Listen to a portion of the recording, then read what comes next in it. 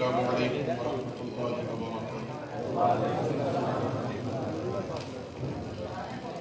الحمد للہ نحمده ونصلي ونسلم على رسوله الكريم، اما بعد فاعوذ باللہ من الشیطان الرجیم، بسم اللہ الرحمن الرحیم۔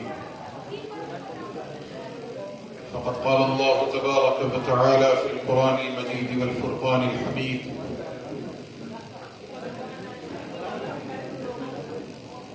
واكتب لنا في هذه الدنيا حسنة وفي الآخرة إنا هدنا إليك قال عذابي أصيب به من نشاء ورحمتي وسعت كل شيء فسأكتبها للذين يتقون ويؤتون الزكاة والذين هم بآياتنا يؤمنون الذين يتبعون الرسول النبي الأمي الذي يجدونه مكتوبا عندهم في التوراة والإنجيل يأمرهم بالمعروف وينهاهم عن المنكر ويحل لهم الطيبات ويحرم عليهم الخبائث ويضع عنهم إصرهم والأغلال التي كانت عليهم فالذين آمنوا به وعزروه ونصروه واتبعوا النور الذي أنزل معه أولئك هم المفلحون۔ آمنت بالله ورسوله ونحن على ذلك لمن الشاهدين والشاكرين والحمد لله رب العالمين۔ انتہائی خلوص محبت، عقیدت و احترام اور حضوری قلب کے ساتھ بارگاہ رسالت مآب صلی اللہ علیہ وآلہ وسلم میں نذرانہ درود و سلام پیش کرنے کی ہم اور آپ سعادت حاصل کریں۔ اللہم صلی علی سیدنا و شفیعنا و مولانا محمد وعلی آل محمد بعدد کل حسنہ و جمالہ وبارک وسلم۔ مولاي صل وسلم دائما ابدا على حبيبك خير الخلق كلهم يا ايها المشتاقون بنور جماله بلغ العلا بكماله كشف الدجى بجماله حسنت جميع خصاله صلوا عليه وآله صلى الله تعالى عليه وآله وسلم۔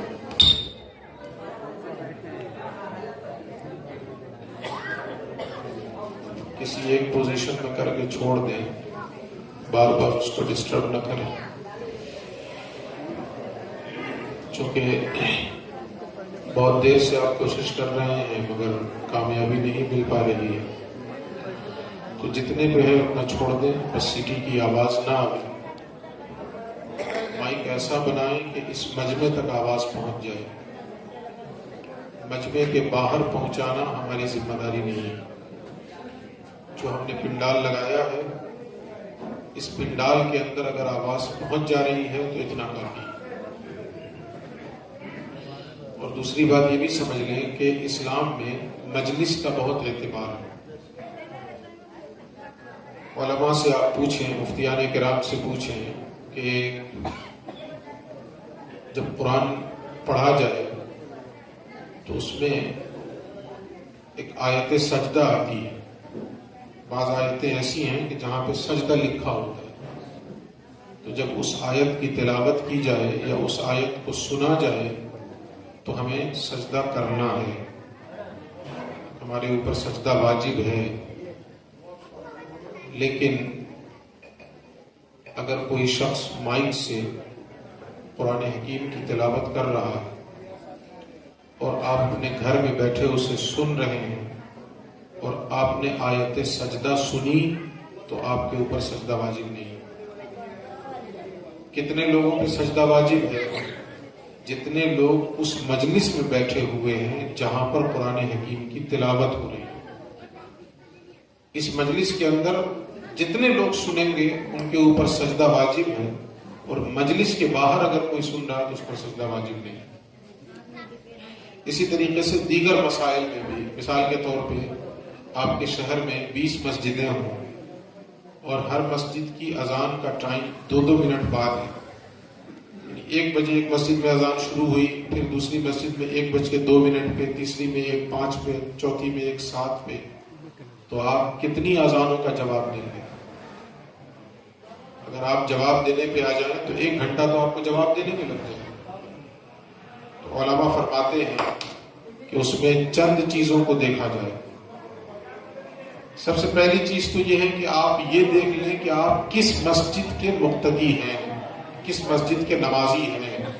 جس مسجد کے نمازی ہیں اس کی اذان کی آواز کا جواب دینا آپ کی ذمہ داری ہے. اب باقی اگر اذان کی آواز آ رہی ہے تو سب کے جواب دینا آپ کی ذمہ داری نہیں ہے. دے دیں تو اچھی بات ہے، نہیں دیں گے تو گناہگار نہیں. یا یہ کہ کوئی نمازی نہیں پڑھتا ہے تو وہ یہ کیسے دیکھے گا کہ میں کس مسجد کا نمازی ہوں؟ تو کم سے کم یہ دیکھ لیں کہ میرے گھر کے سب سے قریب کون سی مسجد، جو سب سے زیادہ قریب ہے اس کا اعتبار کرے اور اس کی اذان کا جواب کو دیا کرے. یہ مثال میں نے اس لیے دیا ہے کہ جب اسلام میں مجلس کی، دین میں مجلس کی اتنی اہمیت ہے کہ جب بھی ہم کوئی پروگرام کریں، کوئی جلسہ انعقاد کریں تو ہم اس اہمیت کا یہاں بھی خیال رکھیں. ہماری ذمہ داری آواز اس مجلس کے اندر پہنچانا ہے، 3 کلومیٹر تک پہنچانا ہماری ذمہ داری ہے. اس کا ایک نقصان بھی کیا ہوتا ہے، ہم نے بینر لگایا رحمت عالم کانفرنس اور ہم نے 2500 ہارن لگا دیے اور مختلف جگہوں پہ مختلف گھروں میں اس کی تیز آواز جا رہی ہے. کوئی بیمار ہے، کسی کو ساؤنڈ سے تکلیف ہوتی ہے، اب وہ ہمارے جلسے کی وجہ سے، اس کی تیز آواز کی وجہ سے پوری رات کروٹیں بدلتا رہا اور اس کی بیماری بڑھ گئی. صبح جا کر آپ اسے سمجھاتے رہیے کہ میں اس ہستی کا جلسہ کر کے آیا ہوں جسے اللہ رب العزت نے سارے جہان کے لیے رحمت بنا کر بھیجا ہے، تو کبھی وہ مانے گا؟ یہ کیسی بات کر رہے ہو تم، بے وقوفی کی بات. تم رحمت کی بات کر رہے ہو، اسی جلسے کی وجہ سے تو مجھے رحمت ہوئی، اسی جلسے کی وجہ سے تو میں رات بھر کروٹیں بدلتا رہا. تو اس لیے اسلامی نقطۂ نظر سے بھی اتنی ہی دور آواز پہنچائیں جتنی دور سامعین بیٹھے. لیکن اس وقت ہم لوگوں کے اندر ایک ٹرینڈ سا چل پڑا ہے، ہوڑ سی لگ گئی ہے. مجھے کبھی کبھی بڑا افسوس ہوتا ہے کہ عید کی نماز میں 1 کلومیٹر تک ہارن لگا دیتے ہیں. مطلب کیا ہے؟ کیا پیغام دینا چاہ رہے ہیں ہم؟ کیا بتانا چاہ رہے ہیں؟ اچھا پھر اس کے برعکس دیکھیے، اس کے اپوزٹ دیکھیے. جب نان مسلم اپنا کوئی دھارمک پروگرام کرتے ہیں، ہون وغیرہ کرتے ہیں اور پوری رات کو چلاتے ہیں، پوری رات چلاتے ہیں، جو بھی ان کا جاپ ہوتا ہے وہ پڑھتے رہتے ہیں. ہماری نیند میں جب خلل واقع ہوتا ہے تو ہم دعا دیتے ہیں کہ نہیں؟ بتائیے گا، پوری ایمانداری سے بتائیے گا. خوب دعائیں دیتے ہیں. اس وقت کس قسم کی باتیں کرتے ہیں؟ برا بھلا کہتے ہیں کہ نہیں کہتے؟ گالیاں دیتے ہیں کہ نہیں دیتے؟ اگر ہم بھی وہی طریقہ اختیار کریں تو فرق کیا ہوا ہم میں اور ان میں؟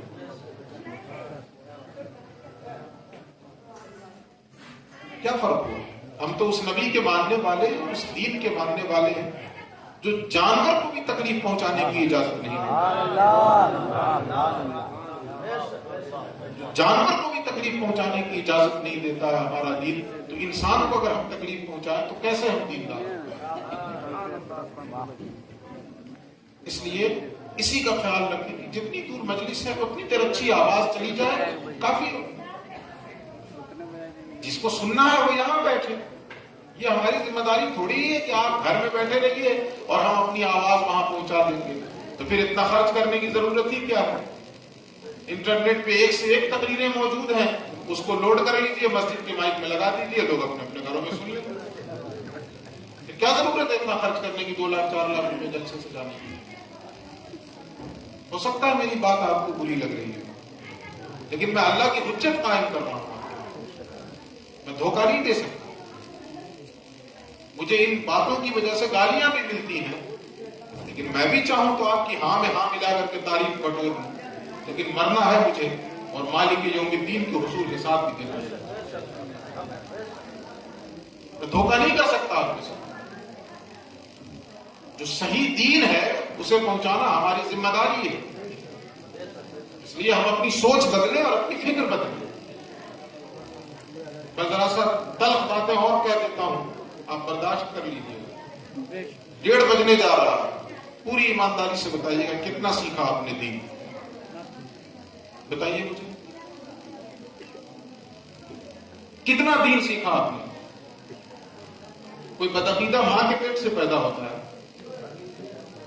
بتائیں مجھے. کافر اور مشرک کے گھر میں بھی پیدا ہونے والا بچہ مسلمان ہے. سبحان اللہ. اللہ کے نبی فرماتے ہیں کل ولد یولد علی فطرت الاسلام. ہر بچہ اسلام کی فطرت میں پیدا ہوتا ہے. سبحان اللہ. یہ جو بدعقیدے ہوتے جا رہے ہیں ہمارے سماج میں, ان کی تعداد بڑھتی جا رہی ہے. کون لوگ ہیں؟ ہمارے بیچ کے لوگ ہیں, ہماری جماعت کے لوگ ہیں. کیوں بدعقیدہ ہو جا رہے ہیں؟ آج ان کا ایک عام آدمی بھی ہوگا نا, کسی مسئلے پہ گفتگو کرے گا تو فوراً کہے گا یہ شرک ہے, یہ بدعت ہے, اور اس کی وجہ سے وہ حدیث سنائے گا. وہ اپنی اس بات پہ حدیث سناتا ہے. یہ تو بعد میں دیکھی جائے گی نا کہ حدیث کتنی صحیح ہے اور کتنی ضعیف ہے اور کتنی موضوع ہے. لیکن جب اس نے 4 لائن حدیث پڑھ دی تو ایک عام آدمی تو وہیں سے بھروانا جائے گا. لیکن ہم نے 1:30 بجے تک جلسہ کر لیا ہے. ہم نے اپنے عقیدے کی کتنی باتیں بتائی ہیں. ہمارا کوئی آدمی کھڑے ہو کر قرآن سے کوئی ہمارا عقیدہ بتا دے, حدیث سے بتا دے ہمیں. اہل سنت والجماعت کا جو یہ عقیدہ ہے قرآن کی آیت سے ثابت ہوتا ہے, حضور کی اس حدیث سے ثابت ہوتا ہے.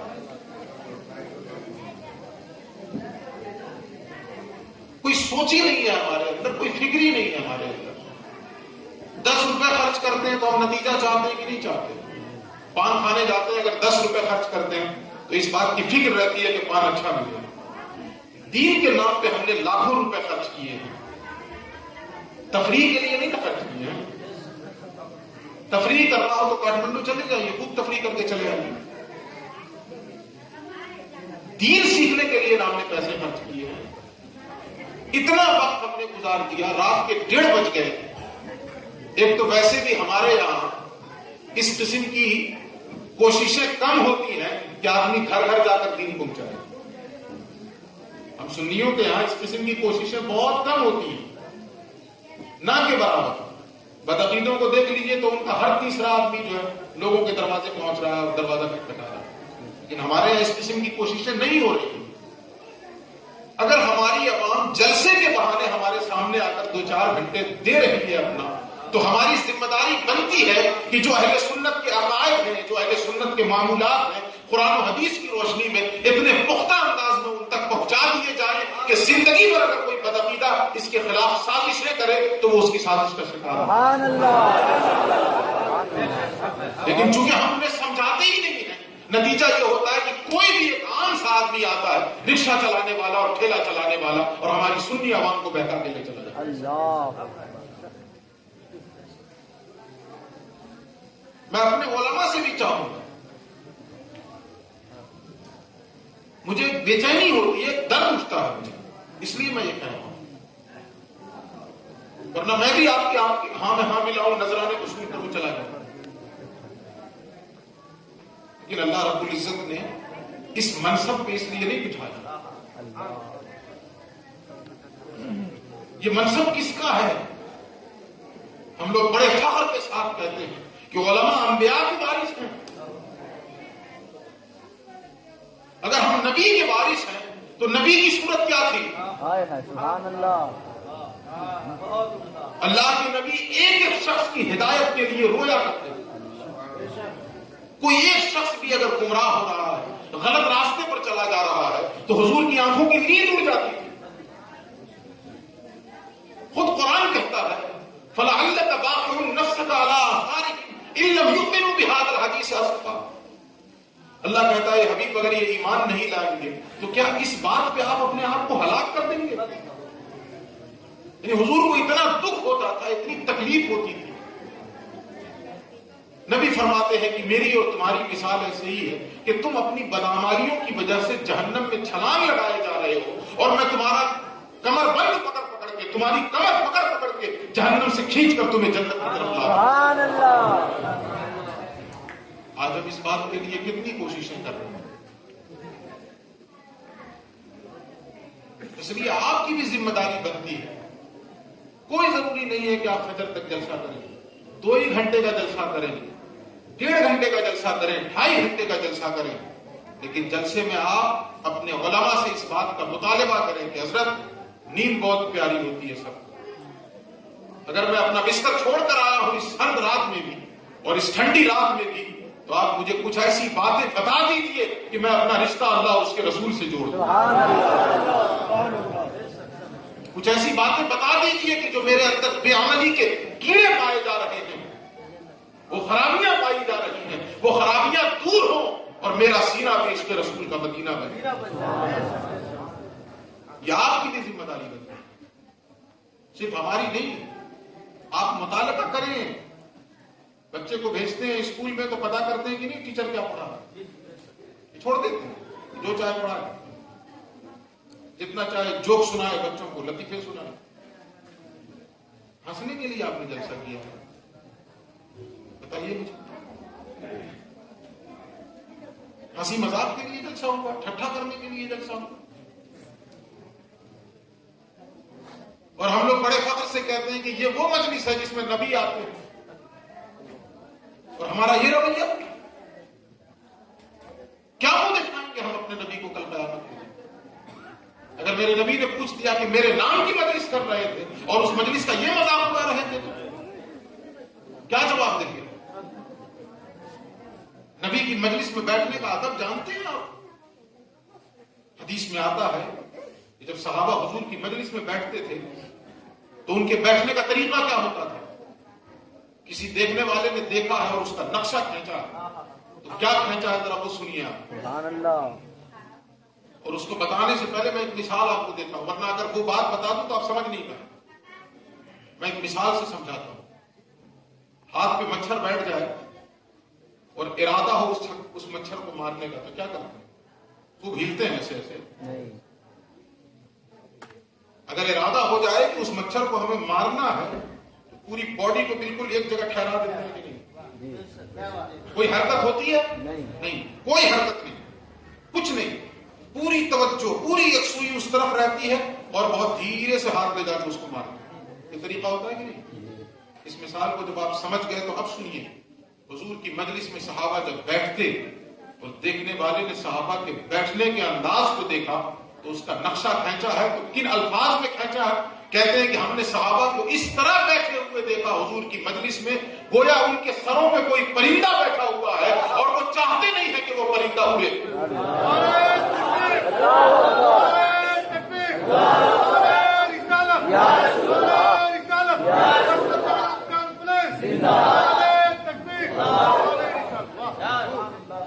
सहाबा किराम ये चाहते नहीं है कि हमारे सरों से परिंदा उड़ जाए, तो इस फिक्र की वजह से अपने आप को बिल्कुल इतना ठहरा के रखते हैं कि बॉडी में जरा बराबर हरकत नहीं है।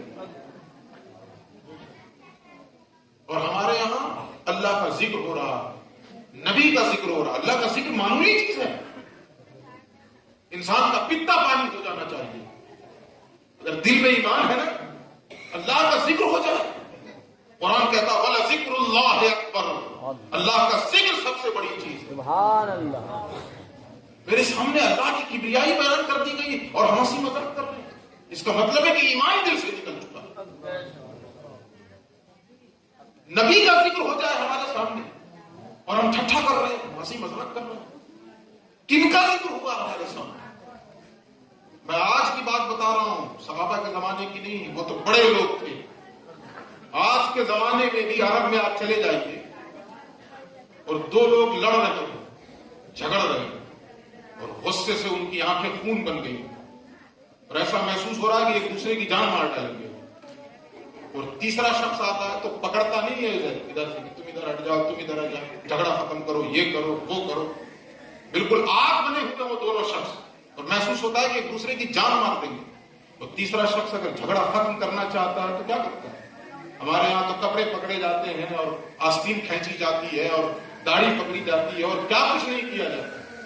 लेकिन आज भी अरब के अंदर क्या होता है, मदीना मुनव्वरा के अंदर क्या होता है, मक्कातुल मुकर्रमा تیسرا شخص آتا ہے اور اس کی خواہش یہ ہے کہ یہ جھگڑا ختم ہو جائے تو کچھ نہیں کہتا، ایک لفظ کہتا صلی علی النبی، سبحان اللہ، صرف اتنا کہتا صلی علی النبی، نبی پر درود پڑھو۔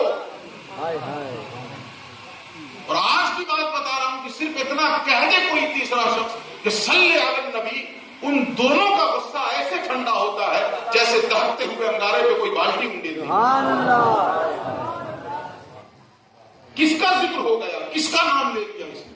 میرے آقا کا نام لے لیا، میرے رسول کا نام لے لیا، دو جہاں کے والی کا نام لے لیا اس نے، غصہ اس کا کافور ہو جاتا ہے۔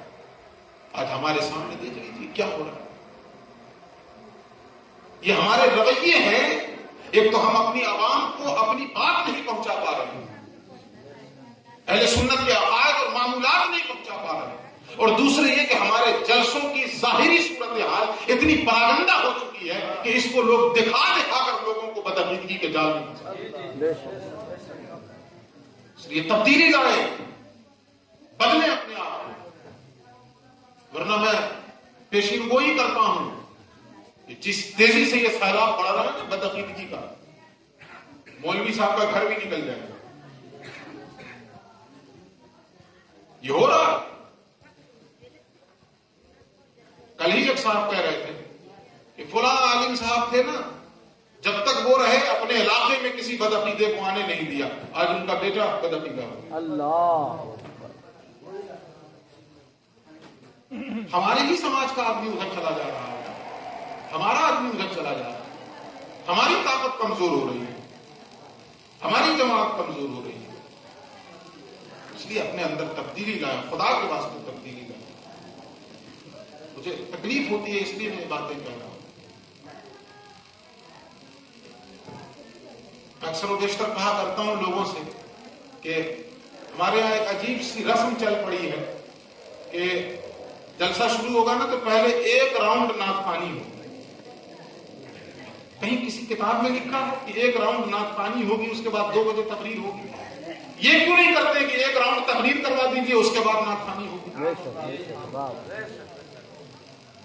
جو آدمی 1 بجے 12 بجے جلسے سے چلا گیا وہ کیا لے کر گیا؟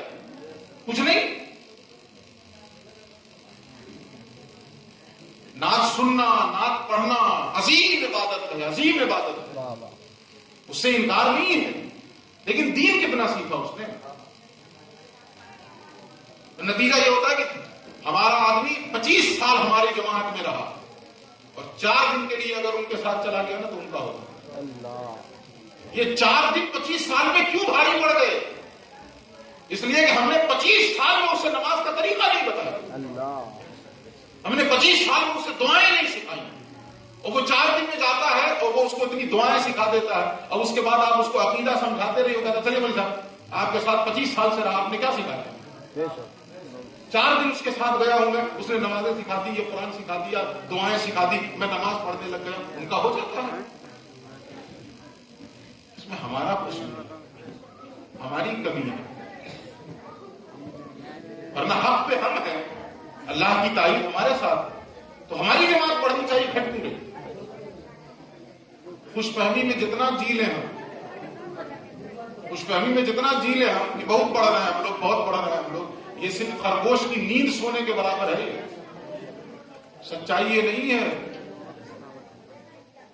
میں تو کہتا ہوں کہ کوئی ایک گاؤں آپ دکھا دیجیے، کوئی ایک گاؤں دکھا دیجیے، آپ بتا دیجیے، مجھے نہیں معلوم، آپ بتا دیجیے کہ آج سے 10 سال پہلے پورا گاؤں بدعقیدہ تھا اور آج پورا گاؤں سنی ہو گیا، کوئی ایک گاؤں دکھائیے مجھے۔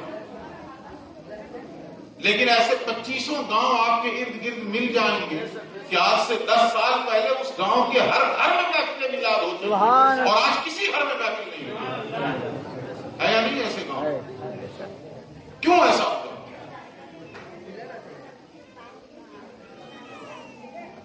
نہ ادھر ادھر کی تو بات کر، یہ بتا کہ قافلہ کیوں لٹا، مجھے رہزنوں سے غرض نہیں تیری رہبری کا سوال ہے، مجھے رہزنوں سے غرض نہیں تیری رہبری کا سوال ہے۔ ہم نے اپنی ذمہ داری صحیح سے نہیں ادا کی، کہاں سے اتنی آواز آ رہی ہے؟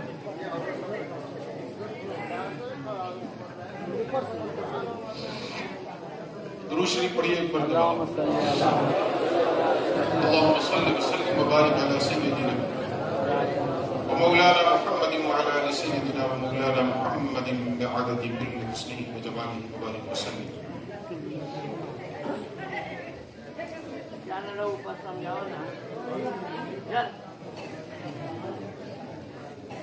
آپ حضرات بالکل سکون و اطمینان سے بیٹھیں. مجھے احساس ہے کہ آپ بہت دیر سے بیٹھے ہوئے ہیں, تھکے بھی ہوں گے, لیکن آپ سے زیادہ میں تھکا ہوں. 250-300 تقریباً 265 کلومیٹر گاڑی چلا کے آیا, بیٹھ کے نہیں, چلا کے آیا.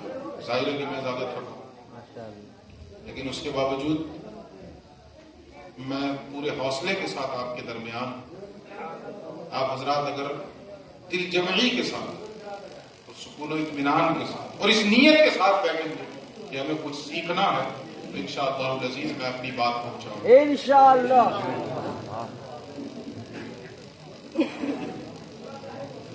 اور اس بات سے کبھی پریشان نہ ہوں گے کہ میں تو جاہل آدمی ہوں, میں کیسے سیکھ سکتا ہوں. سکھانے والا اللہ رب العزت, وہ جسے چاہے سکھا سکتا ہے. اس کے لیے کوئی چیز پریشانی کی باعث تو ہے نہیں, تو قادر مطلق ہے, جب جس کو چاہے سکھا دے. میں ایک مثال دے رہا ہوں کہ اللہ کیسے سکھاتا ہے اور کیسے علم عطا کرتا ہے. 5 سال کا بچہ ہو, سگریٹ دیجیے اس کے منہ میں, آپ جلا دیں, اندر کھینچے گا یا باہر پھونکے گا؟ بتائیے. باہر پھونکے گا, اندر نہیں کھینچے گا.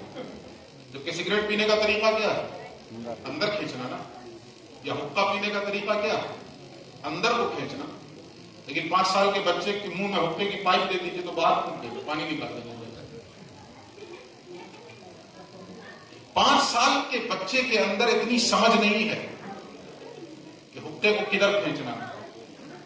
لیکن ایک بچہ ابھی پیدا ہوا اور جو ہی ماں اسے اپنے پستان سے لگاتی ہے, اس بچے کو اس وقت یہ بات کون سکھاتا ہے کہ اس سے اندر کھینچو گے تو دودھ نکلے گا؟ کس نے سکھایا؟ کسی ماسٹر نے؟ اس پیدا ہونے والے بچے کو یہ علم عطا کیا ہے اگر کسی نے, تو وہ اللہ رب العزت. کوئی تو ہے جو نظام ہستی چلا رہا ہے, کوئی تو ہے جو نظام ہستی چلا رہا ہے, وہی خدا ہے, وہی خدا ہے. جب اس بچے کو, پیدا ہونے والے بچے کو اللہ سکھا دیتا ہے تو آپ کو نہیں سکھائے گا. لیکن تڑپ ہونی چاہیے, طلب ہونی چاہیے کہ مولا اس نیت سے بیٹھا ہوں کہ تیرے دین کا کوئی ایک حصہ ہی سیکھوں, کوئی ایک بات ہی سیکھوں, تو ضرور اللہ رب العزت سکھائے. وہ شیخ سعدی کا ایک شعر ہے نا کہ اے کریمے کہ از خزانے غیب گبر و ترسا وظیفہ خورداری, دوستانہ کجا کنی محروم تو کے بعد دشمناں نظر داری. اے وہ کریم جو غیب کے خزانے سے یہودیوں اور عیسائیوں کو روزی دیتا ہے, جو تیرے منکر ہے, تیرے دین کے دشمن ہے, تو انہیں بھی روزی دیتا ہے. دوستانہ کجا کنی محروم تو کے بعد دشمناں نظر داری. تیری رحمت تو یہ ہے کہ تو اپنے دشمنوں میں بھی نظر کرم فرماتا ہے, تو ہم تو تیرے دوستوں کے دوست ہیں, ہمیں کیسے محروم کرتا ہے؟ تو دشمنوں کو عطا کرتا ہے تو ہمیں کیسے محروم کرتے ہیں؟ تو ہم تو اس کے محبوبوں کے محبوب ہیں, ہم تو اللہ کے محبوبوں کے نام لیوا ہے. اللہ ہمیں کیسے محروم کرتے ہیں؟ لیکن طلب, تڑپ. آج کی گفتگو کے لیے میں نے جن آیات کا انتخاب کیا ہے, ان آیتوں میں اللہ رب العزت نے ہمارا تعلق اپنے نبی سے کیسا ہونا چاہیے وہ بتایا. سبحان اللہ. اور آج کی گفتگو میں اسی کو سمجھنا ہے کہ ہم امتی ہیں تو بحیثیت امتی ہمارا اپنے نبی سے کیسا تعلق ہونا چاہیے. ان تعلقات کی دیواریں کیا ہوں گی, ان تعلقات کے زینے کیا ہوں گے, اسٹیپس کیا ہوں گے, قرآن نے کیا بتایا ہے, اس کو سمجھنا ہے.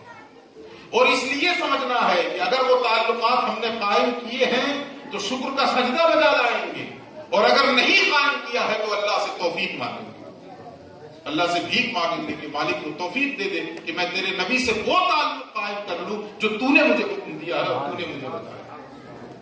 وہ سمجھنے کی کوشش کریں گے نا اس کو.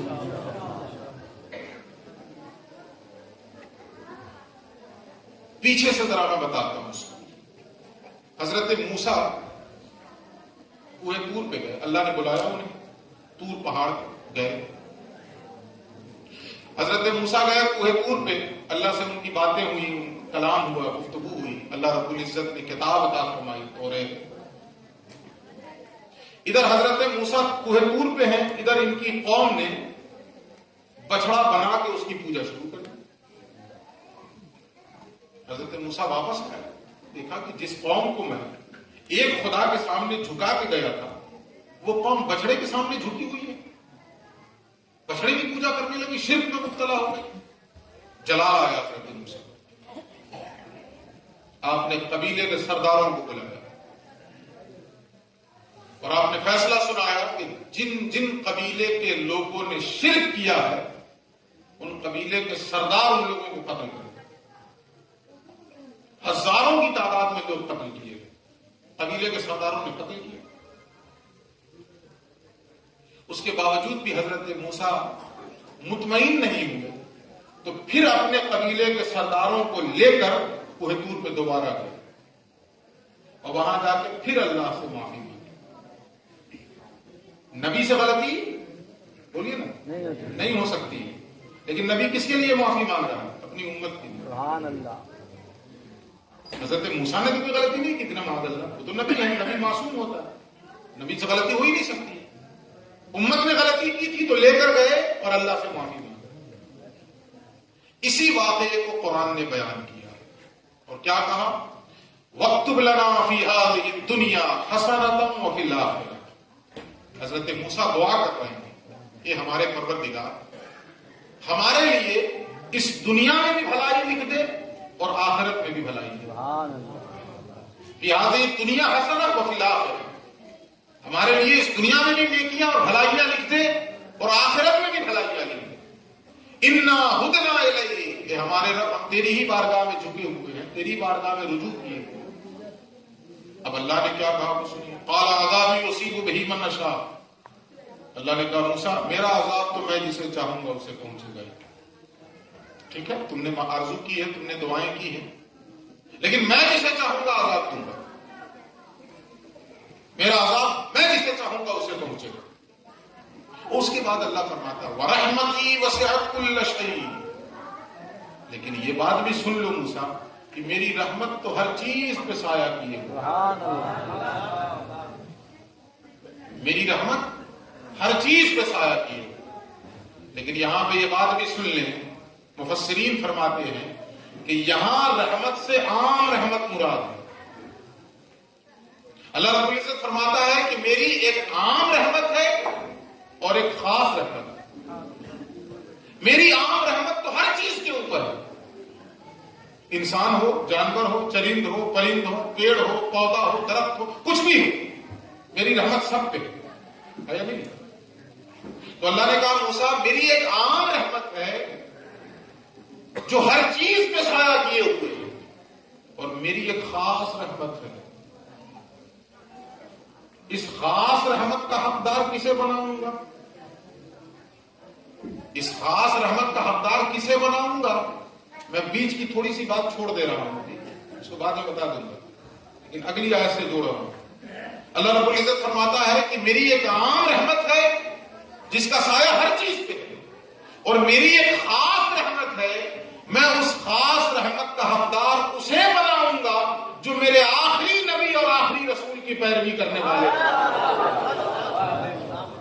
الذین یتبعون الرسول النبی الأمی. میں اپنی خاص رحمت کن کے لیے لکھوں گا, فَسَأَكْتُبُهَا لِلَّذِينَ يَتَّقُونَ وَيُؤْتُونَ الزَّكَاةَ وَالَّذِينَ هُمْ بِآيَاتِنَا يُؤْمِنُونَ الَّذِينَ يَتَّبِعُونَ الرَّسُولَ النَّبِيَّ الْأُمِّيَّ الَّذِي يَجِدُونَهُ مَكْتُوبًا عِندَهُمْ فِي التَّوْرَاةِ وَالْإِنجِيلِ. کہ میری جو خاص رحمت ہے میں اس رحمت خاص کا حقدار ان لوگوں کو بناؤں گا جو متقی ہوں گے, جو زکات ادا کرنے والے ہوں گے, جو ہماری آیتوں پر ایمان لانے والے ہوں گے, اور جو ہمارے آخری رسول کی پیروی کرنے والے ہوں گے. یہ بات ہو رہی ہے موسیٰ سے، اور ذکر کس کا ہوا؟ لوگ آج پوچھ رہے ہیں کہ میلاد منا رہے ہیں، کہاں لکھا ہے؟ میلاد کہتے کس کو ہے؟ نبی کی آمد کے تذکرے کو، نبی کی پیدائش کے تذکرے کو۔ ابھی موسیٰ سے گفتگو ہو رہی ہے اور اللہ رب العزت اس وقت اپنے نبی کا تذکرہ فرما رہا ہے کہ موسیٰ جو میری خاص رحمت ہے، عام رحمت تو سب پہ ہے، لیکن جو میری یہ خاص رحمت ہے، اس خاص رحمت کا حقدار تو اسے بناؤں گا جو میرے آخری رسول کی پیروی کرنے والا ہے۔ یہ میلاد نہیں تو اور کیا؟ یہ نبی کا تذکرہ نہیں تو اور کیا؟ اب کب تذکرہ ہو رہا؟ ہم تو پیدائش کے بعد کر رہے ہیں تو آپ دلیل مانگ رہے ہو، اللہ تو دنیا میں آنے سے پہلے تذکرہ کر رہا ہے۔ ہم پیدائش کے بعد کر رہے ہیں تو آپ دلیل مانگ رہے ہیں، کہاں لکھا ہے؟ کہاں لکھا ہے؟ یہ عجیب بے وقوفی کی باتیں، عجیب احمقانہ باتیں۔ میری عادت نہیں ہے کہ میں غلط جملے استعمال کروں گا، میں ان لوگوں کو بھی دعوت دیتا ہوں، آپ سمجھیں تو صحیح۔ میں تو چاہوں گا کہ اگر آپ غلط ہیں تو آپ سیدھی راہ پہ آ جائیں، میں یہ نہیں چاہوں گا کہ غلط ہے تو اور غلط ہو جائے۔ غلط ہے کوئی اور غلط ہو جائے، ہماری خواہش ہونی چاہیے۔ عالم عرب میں ایک بزرگ گزرے ہیں، شیخ محمد متولی الشعرابی، ان کی ملاقات ہو گئی ایک جوان سے جو کس قسم کا تھا؟ اس وقت تنظیمیں چل رہی ہیں IS کے نام سے، جو مسلمانوں کو مار رہی ہیں۔ کن کو مار رہی ہیں؟ مسلمانوں کو۔ تو اس جوان کا بھی یہی حال تھا، اسی تنظیم سے جڑا ہوا تھا کہ مسلمانوں پہ بم لگا کے کود جاؤ، مار دو سب۔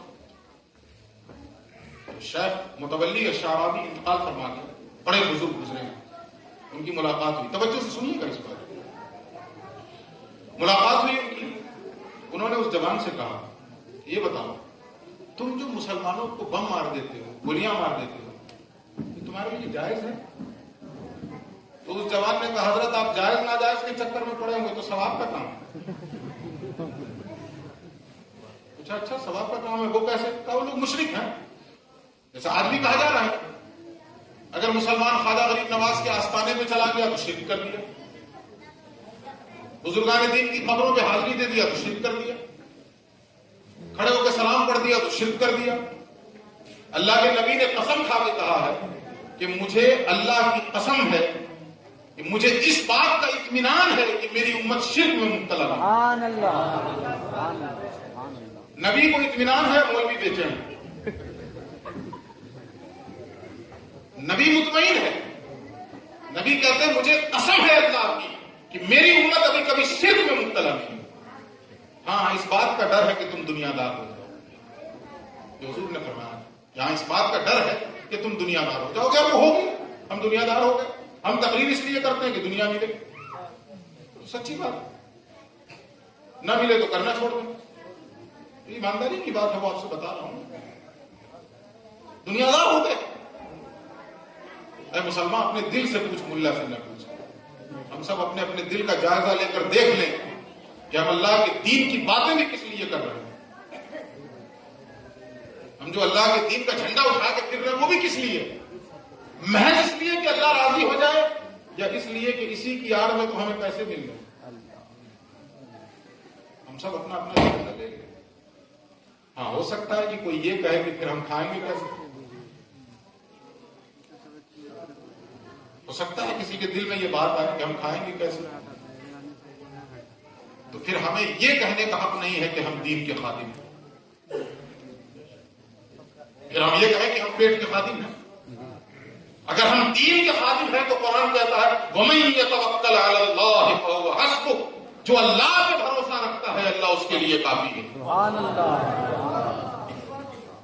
اور کس طرح کافی ہے؟ وَيَرْزُقْهُ مِنْ حَيْثُ لَا يَحْتَسِبُ، اس سے پہلا ٹکڑا، اللہ رب العزت ایسی جگہ سے رزق عطا فرمائے گا جہاں سے تمہارا گمان بھی نہیں، جہاں سے تم تصور نہیں کر سکتے، سوچ نہیں سکتے۔ اور اسی مقام پہ اللہ رب العزت فرماتا ہے وَمَن يَتَّقِ اللَّهَ يَجْعَل لَّهُ مَخْرَجًا، جو اللہ کا تقوی اختیار کر لے اللہ اس کے لیے راستے نکال دے۔ سبحان اللہ۔ اور کیسے راستہ نکالتا ہے اللہ، ایک جھلک آپ کو دکھاتا ہوں۔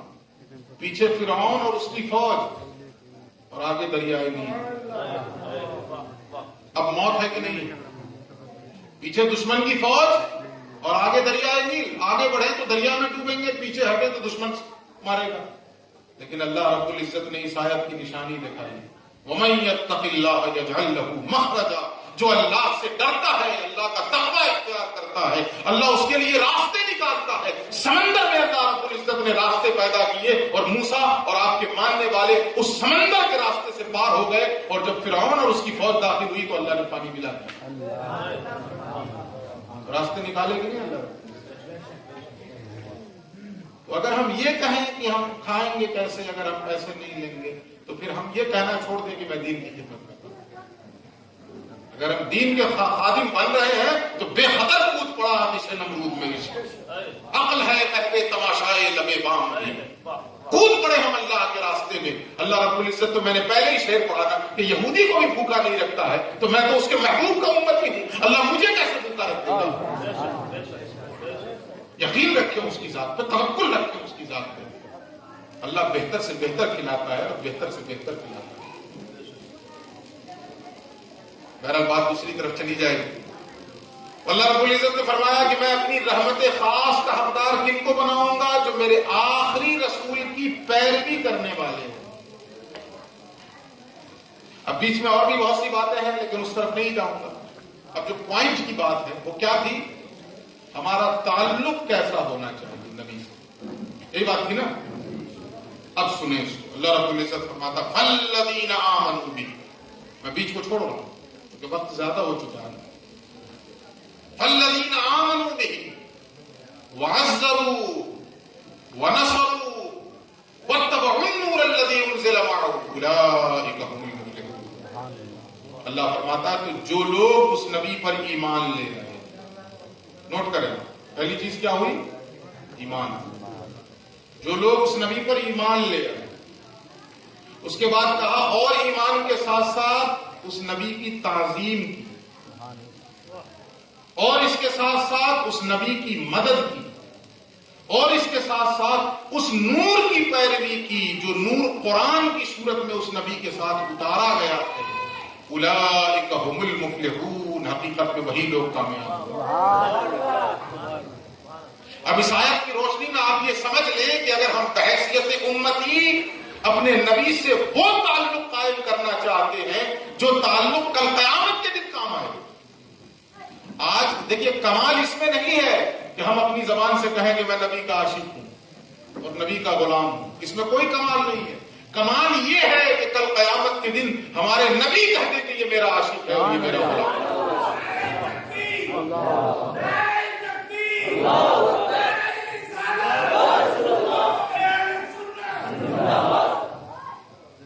تو ہم اس بات کی کوشش کریں. آج ہم اپنے منہ سے کہہ رہے ہیں نا کہ میں نبی کا غلام ہوں اور نبی کا عاشق ہوں. ہم وہ اعمال کر کے دنیا سے چلے جائیں کہ جب قیامت کا دن آئے تو اللہ کے نبی خود کہہ دیں کہ فرشتوں اس سے کیا پوچھتے ہو، مجھ سے پوچھو یہ کون ہے. علماء فرماتے ہیں کہ جب قبر میں 3 سوال ہوتا ہے، من ربک، ما دینک، ما کنت تقول فی حق ھذا الرجل. حضور کا جلوہ دکھایا جاتا ہے. اور تیسرا سوال پوچھا جاتا ہے ان کے بارے میں کیا کہتے تھے. تو صوفیہ فرماتے ہیں کچھ ایسے بھی نبی کے عشاق ہوں گے اور نبی کے غلام ہوں گے کہ جب ان سے یہ پوچھا جائے گا تو نبی آگے بڑھ کے کہیں گے فرشتوں اس سے نہ پوچھو کہ میں کون ہوں، مجھ سے پوچھو کہ یہ کون ہے. تو ہم وہ کام کر کے جائیں، وہ تعلق قائم کر کے جائیں کہ کل قیامت کے دن ہمیں نہ کہنا پڑے کہ پروردگار میں تیرے نبی کا عاشق ہوں. ہمارے نبی خود کہتے ہیں کہ میرے مولا یہ تو میرا عاشق ہے، یہ تو میرا غلام.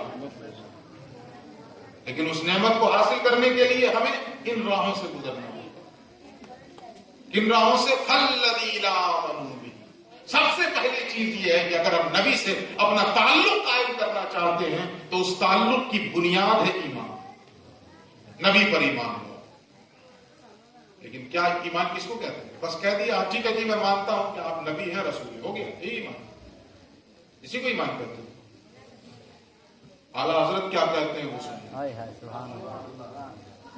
حضور پر ایمان لانا کہ کس طرح کا ایمان لاؤ. आला हजरत फरमाते हैं अल्लाह की सरता व कदम शान है। इंसान ही इंसान वो इंसान है। कुरान तो ईमान बताता है इन्हें, ईमान ये कहता है मेरी जान है। जब तक ये तसव्वुर नहीं पैदा हो तो सिर्फ जबान से कह देने से क्या हो जाएगा कि मैं नबी मानता हूं और रसूल मानता हूं। इस जबान से तो मुनाफिक भी कहता था, वो नहीं कहता, वो तो और पहली सब में बैठ के तस्बीह हिलाता। अख्तर शेरानी की एक नात है, मसनद नशा चल रहा है, ये इस बात की दलील है कि मुस्तफा मौजूद है। ये जो कायनात का निजाम चल रहा है ना, सूरज निकल रहा है, डूब रहा है, रात आ रही है, दिन निकल रहा है, ये जो निजाम चल रहा है ये इस बात की दलील है कि मुस्तफा मौजूद है। इसलिए कि अगर कीली निकाल दो तो जाता नहीं चल सकता है, मुस्तफा को निकाल दोगे तो निजाम कायनात तरंग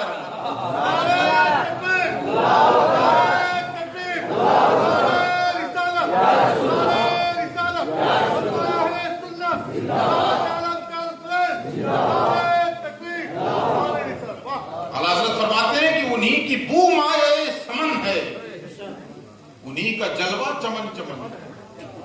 उन्हीं की बू माए समन है, उन्हीं का जलवा चमन चमन है। उन्हीं से गुलशन महक रहे हैं, उन्हीं की रंगत गुलाब है। उन्हीं से गुलशन महक रहे हैं, उन्हीं की रंगत गुलाब है। तो ईमान लाना है, सबसे पहला ताल्लुक हुजूर से अगर कायम करना है। जैसे पतझड़ में जब आंधियां चलती हैं, हवाएं चलती हैं, तो जो सूखे पत्ते कैसे इधर उधर फहराते रहते हैं, कोई उनका पूछने वाला होता है? कुछ नहीं, वो कभी इधर जा रहे हैं, कभी उधर जा रहे हैं। ऐसे ही अगर मुस्तफा से हमारा ईमान इस नौइयत का नहीं होगा तो हमने जितनी नमाजें पढ़ी हो, जितने रोजे रखे हो, जितने हज किए हो, जितनी ज़कातें दी हो, कल कयामत के दिन ऐसे ही इधर उधर उड़ेंगे जैसे पतझड़ के मौसम में पत्ते उड़ते हैं, कोई हैसियत उनकी नहीं रहेगी। तो सबसे पहला ताल्लुक ईमान, याद रखिएगा या भूल जाइए? बोलिए ईमान। अब ईमान के बाद अभी जिम्मेदारी खत्म नहीं हुई है, चलो जी ईमान लिया, अल्लाह अल्लाह खैर अल्लाह निकलो, नहीं। अगला मरहला अल्लाह फरमाता वाज़्ज़रू, ईमान के साथ साथ उस नबी से अगर ताल्लुक कायम करना चाहते हो तो उस नबी की ताज़ीम भी बता लाओ। सुभान अल्लाह।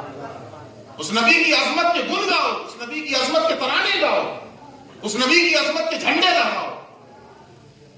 अगर तुमने अजमत नहीं पैदा की अपने दिल के अंदर, ताजीम बजा नहीं लाए, तो हर नमाज में कहते रहो, हर अजान में कहते रहो अशहदु अन्ना मुहम्मद रसूलुल्लाह, अगर दिल में अजमत नहीं समाई है तो अभी तुम्हारा ताल्लुक हुआ ही नहीं। अल्लाह। अभी अजमत और ताजीम कैसी हो? बड़े भाई की तरह नहीं। आज का इंसान बड़ी आसानी से कह दे रहा जी ऐसी ताजीम करनी चाहिए जैसे बड़े भाई की। मैं तेरी मानूं या अल्लाह के नबी के सहाबी की मानूं? अल्लाह। सहाबी रसूल ने कैसी ताजीम की है, सिर्फ एक मिसाल दूंगा। कोई साहब गए हैं ना हजरत को लाने, चले गए, ठीक, उनको कॉल कर दीजिए, हजरत को ले आए, चूंकि वक्त कम है और पहली मरतबा वो यहाँ तशरीफ लाए, बड़ी कीमती गुफ्तगू होती है, आप उनसे मुस्तफीज होंगे, एक बड़ी खानकाह की। हाँ गए हैं लाने, ले आए, फोन कर दे। कैसी ताजीम हो, एक मिसाल दे दो। हजरत अब्बास हुजूर के चचा, तो चचा और भतीजे में रिश्ते के एतबार से बड़ा कौन होता है? बताइए। चचा बड़ा होता है। अच्छा ये जरूरी नहीं है कि चचा उम्र में भी बड़ा हो, जरूरी नहीं है ना, मे भी पॉसिबल कि चचा छोटा हो भतीजा बड़ा हो, ऐसा हो सकता है कि नहीं? लेकिन हजरत अब्बास उम्र में भी बड़े हैं हुजूर से। एक तो रिश्ते के एतबार से बड़े चचा है और दूसरे उम्र में भी बड़े हैं आपसे, हुजूर से बड़े हैं। उनसे किसी ने पूछ दिया कि अब्बास ये बताइए आप बड़े हैं या आपके भतीजे मोहम्मद बड़े हैं सल्लल्लाहु अलैहि वसल्लम? अब पूरी दयानतदारी से मुझे बताइए, अगर हजरत अब्बास कह देते सीधे सीधी कि नहीं जी मैं बड़ा हूं, तो कोई बेअदबी थी हुजूर की? नहीं। कोई गुस्ताखी थी? کوئی بے ادبی نہیں، کوئی گستاخی نہیں، مگر اس کے باوجود نبی کے صحابی ہیں، چچا ہیں، عمر میں بڑے ہیں، لیکن دل میں کیسی عظمت سمائی ہوئی ہے حضور کی کہ پوچھنے والے نے پوچھا ہے کہ آپ بڑے ہیں یا آپ کے بھتیجے بڑے ہیں، تو آپ کو یہ بھی گوارا نہ ہوا کہ میں یہ کہہ دوں اپنی زبان سے کہ میں بڑا ہوں، اور ایسا ایمانی جواب دے گئے کہ قیامت تک کے لیے انسانوں کے لیے نصیحت ہے۔ کیسا ایمانی جواب دیا ہے، سنیں گے تو ایمان تازہ ہو جائے گا۔ حضرت عباس کہتے ہیں پوچھنے والے بڑے تو حقیقت میں میرے بھتیجے محمد ہی ہیں، پیدا میں پہلے ہو گیا۔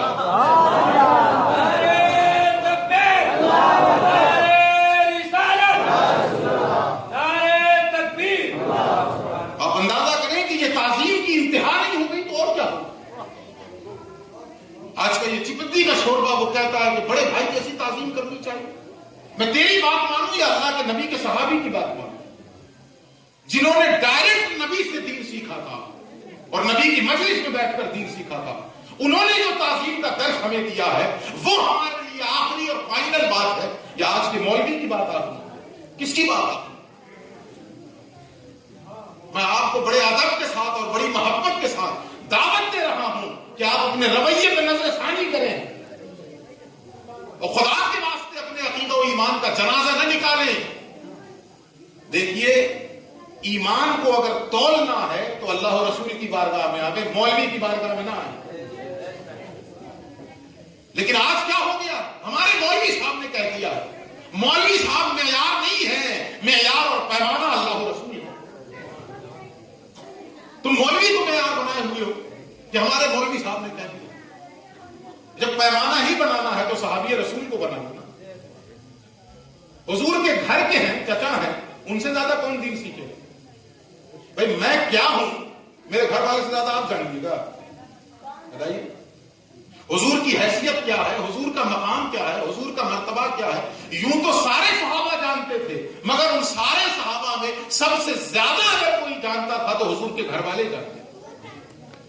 اور حضور کے گھر والے، حضور کے چچا، اور انہوں نے کیسا ایمانی جواب دیا ہے کہ بڑے تو حقیقت میں محمد ہی ہیں صلی اللہ علیہ وآلہ وسلم، پیدائش میں نہیں پہلے ہوئے، پیدا میں پہلے ہوئے۔ ایک مثال اور لے لیں، حضور نے ایک مجلس میں کن جانوروں کی قربانی کی جاتی ہے اس کے بارے میں بتایا۔ ایک صحابی موجود تھے، وہ دیکھ رہے تھے سارا منظر اپنی آنکھوں سے۔ مسجد میں امام صاحب ممبر پہ کھڑے ہوتے ہیں، تقریر کرتے ہیں، حضور اسی انداز سے ممبر پہ تقریر فرما رہے ہیں، اور آپ نے اپنے ہاتھ کے اشارے سے بتایا کہ یہ جانور کی کر سکتے ہو، یہ اس کی کر سکتے ہو، اس کی کر سکتے ہو، نام لے لے گا۔ اس صحابی نے سارا منظر دیکھا اپنی آنکھوں سے۔ اتفاق ایسا ہوا کہ کسی زمانے میں اسی صحابی سے کسی نے پوچھ دیا کہ کن کن جانوروں کی قربانی کر سکتے ہیں؟ تو جیسے ہی سوال ہوا نا، ان کے ذہن میں وہ ساری بات آ گئی، تو حضور سے انہوں نے سنا تھا، تو محبت کے جذبے سے سرشار ہو کر ممبر پہ کھڑے ہو گئے، جس طرح حضور کھڑے تھے اسی انداز میں کھڑے ہو گئے، اور جس طرح حضور نے اپنی انگلیوں کے اشارے سے بتایا تھا اسی انداز میں بتانے لگے۔ وہ بتا کر کے حضور نے ایسے بتایا، اس کی کر سکتے ہو، اس کی کر سکتے ہو، اس کی کر سکتے ہو، اس کی کر سکتے ہو، لیکن بتاتے بتاتے دل میں خیال آیا کہ میں نے ٹھیک اسی طریقے سے انگلیاں اٹھا کے اشارہ کیا ہے جس طرح حضور نے کیا ہے، کہیں میرا یہ عمل حضور کی برابری نہ سمجھ لیا جائے۔ دل میں یہ خیال پیدا ہو گیا کہ کل قیامت کے دن میرے اس عمل کو حضور کی برابری نہ سمجھ لیا جائے کہ تم نے، اللہ یہ کہہ دے اللہ مجھ سے کہ تم نے میرے حبیب کی برابری کر لی۔ جیسے ہی دل میں یہ خیال پیدا ہوا، آنکھوں سے آنسو جاری ہوئے اور کہنے لگے کہ پوچھنے والے، حضور نے بتایا تو اسی طرح تھا، مگر خدا کی قسم میری انگلیاں حضور کی انگلیوں سے چھوٹی ہیں۔ کہتے ہیں بتایا تو حضور نے اسی طرح تھا، مگر اللہ کی قسم میری انگلیاں حضور کی انگلیوں سے چھوٹی ہیں، یعنی برابر نہیں ہے۔ آج کا انسان یہ کہہ دیتا ہے کہ عمل کرنا چاہے اگر انسان امتی تو نبی سے زیادہ کر سکتا ہے، عمل میں بڑھ سکتا ہے۔ صحابی یہ بتا رہے ہیں، دل میں یہ بات پیدا ہو گئی تو کانپ گئے، آنکھوں سے آنسو جاری ہو گئے، اور کہتے ہیں حضور نے کیا تو اسی طرح تھا، مگر اللہ کی قسم میری انگلیاں حضور کی انگلیوں کے برابر نہیں ہے، چھوٹی ہے میری۔ یہ چھوٹی بولنے کا مطلب لمبائی چوڑائی میں چھوٹی نہیں ہے، مقام و مرتبے میں چھوٹی، کہ میں کبھی سوچ بھی نہیں سکتا ہوں کہ میں حضور کی برابری۔ تو تو یہ دوسری چیز. پہلی چیز کیا تھی؟ اگر حضور سے تعلق قائم کرنا ہے تو ایمان.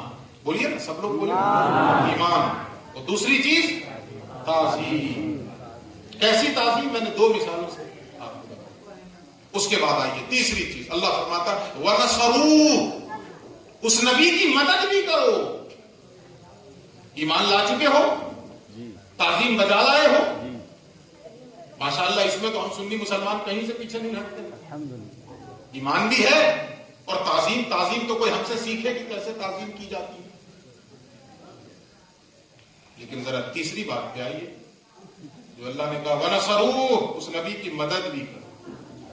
ہم مدد کر رہے ہیں ان کے لیے. اچھا مدد کا کیا مطلب ہے؟ راشن پانی پہنچاؤ ان کے گھر میں یا ان کے گھر والوں کے گھر میں، یہ مطلب ہے. تو اگر جو حضور نے اسلام میں زکوٰۃ اور صدقات کا جو نظام قائم فرمایا ہے، قیامت تک کا کوئی انسان کبھی یہ سوچ بھی نہیں سکتا ہے. ہو سکتا ہے کسی کے ذہن میں یہ بات آ جاتی کہ حضور نے اپنے گھر والوں کا پیٹ پالنے کے لیے یہ نظام چالو کیا، اس لیے حضور نے اپنے گھر والوں پہ حرام کر دیا. سبحان اللہ، سبحان اللہ. حضور نے اپنے خون پہ حرام کر دیا ہے کہ میرا خون، اس کے اوپر زکوٰۃ حرام ہے، اس کے اوپر صدقہ حرام ہے، اس کے اوپر خیرات حرام ہے، اس کے اوپر فطرہ حرام ہے. کہ کوئی یہ نہ سوچ لے جیسے کہ آج ہم یہ کہتے ہیں نا کہ ہمارے بعد میرے بیٹے سے جڑے رہنا مطلب جیسے ہم کو دے رہے تھے میرے بیٹے کو دیتے رہے. معاذ اللہ کوئی یہ نہ سوچ لے. تو مدد کس معنی میں کرنی ہے؟ کس چیز میں ہمیں مدد کرنی ہے؟ اچھا کوئی اب یہ بھی ہو سکتا ہے کہ آپ لوگ تو کہتے ہو کہ نبی کو سب اختیار ہے، تو جب خود اختیار ہے تو ہم سے کہے مدد کی ضرورت ہے؟ تو کہہ سکتا ہے نا. تو ان کے جواب کے لیے میں کہہ رہا ہوں کہ اللہ کو اختیار ہے کہ نہیں؟ جی. حضرت عیسیٰ نے کہا تھا من انصاری الی اللہ. حضرت عیسیٰ نے اپنے ماننے والوں سے کہا کون ہے تم میں جو میری مدد کرے اللہ کے راستے میں؟ تو حضرت عیسیٰ کے ماننے والوں نے جواب کیا دیا تھا قال الحواریون. پڑھیے کوئی آیا نحن انصار اللہ. سبحان اللہ. حضرت عیسیٰ کے حواریوں نے کہا ہم اللہ کے مددگار ہیں.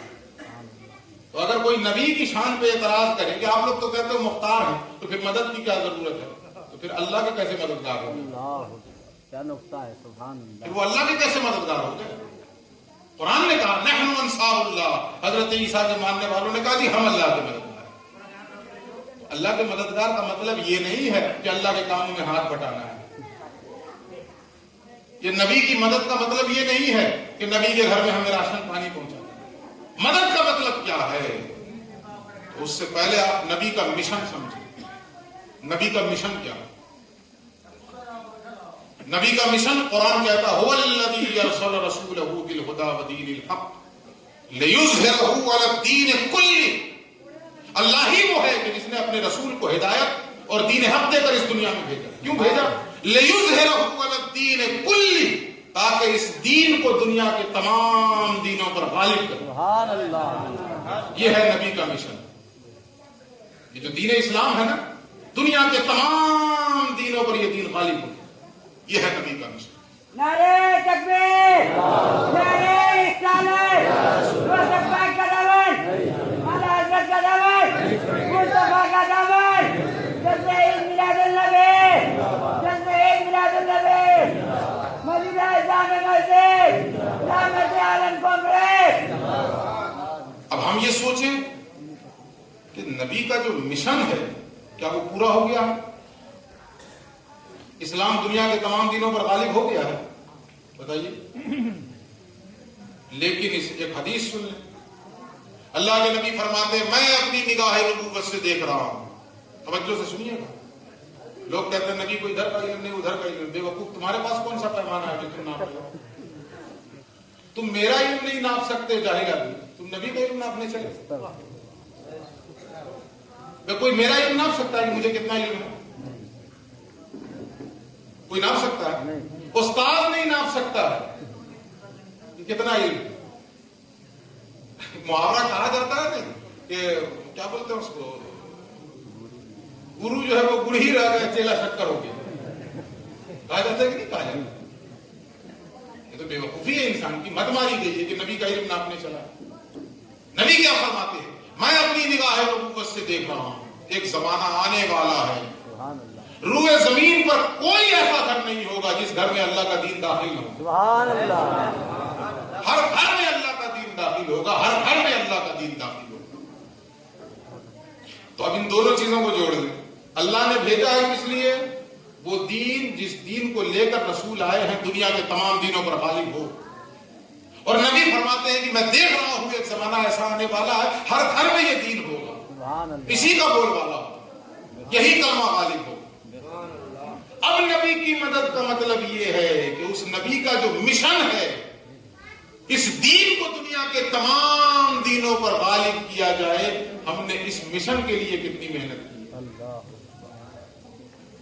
हमने कितने लोगों तक दीन पहुंचाया, बताइए मुझे, पूरी ईमानदारी से बताइए। गैर मुस्लिमों से हमारे ताल्लुकात हैं कि नहीं? बोलिए कि नहीं? दुकान खोल के बैठते हैं, सुबह से शाम में 50 आदमी आते हैं, दुख सुख में भी शरीक होते हैं। हमारे घरों में शादियां होती हैं तो जो हमारे मुताल्लिकीन हैं गैर मुस्लिमों में, दोस्त अहबाब, उनको बुलाते हैं कि नहीं बुलाते? उनके यहाँ शादियां होती हैं तो हम जाते हैं कि नहीं जाते? आदमी बड़े फख्र से कहता है कि हमारे दादा के जमाने से हमारा ताल्लुक चला, हमारे दादा और इनके दादा बड़े गहरे दोस्त हैं। लेकिन कितने अफसोस की बात है कि दादा के जमाने से ताल्लुक चला आ रहा है, लेकिन आज तक हमने नबी का दीन नहीं पहुंचाया। अल्लाह, कितने शर्म की बात है।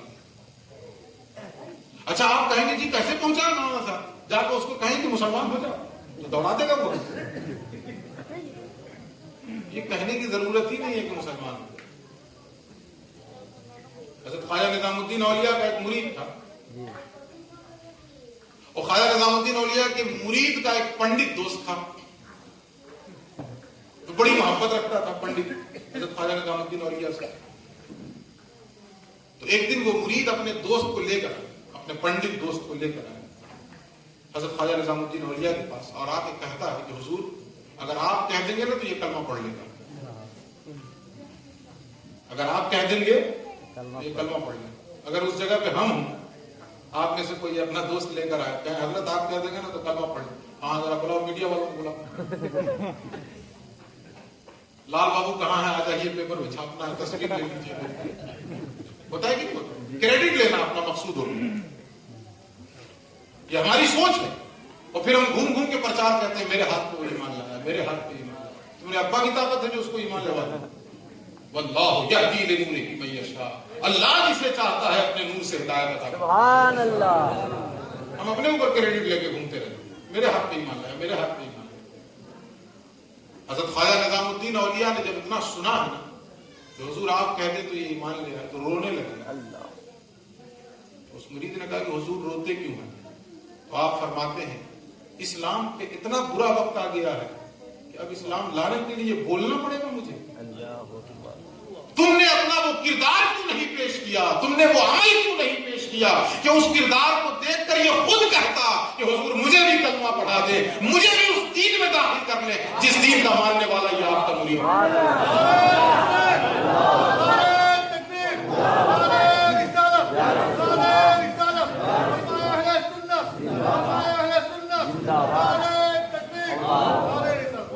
हमें तो वो किरदार पेश करना है, अपना कोई गैर मुस्लिम हो वो किरदार पेश करे।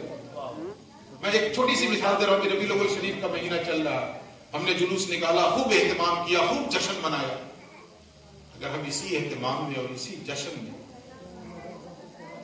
हमारे मुआशरे में कोई गरीब है, बीमार है, पैसे नहीं है इलाज करवाने के, हम उसके पास चले जाते 12 रबीउल अव्वल के दिन और उससे कहते कहाँ है तुम्हारा पुर्जा लो, वो पुर्जा लेके मार्केट जाते, पूरे 6 महीने की दवाएं खरीद के लाके उसे। सुभान अल्लाह,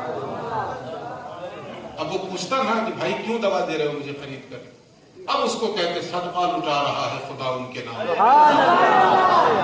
मैंने तुम्हारी दवाओं का इसलिए इंतजाम नहीं किया है कि मैं कोई अच्छा आदमी हूं, मैंने इसलिए इंतजाम किया है कि आज के दिन मेरा वो नबी आया था जो सारे जहान के लिए रहमत है, तो मैं उसी रहमत का सदका लुटा।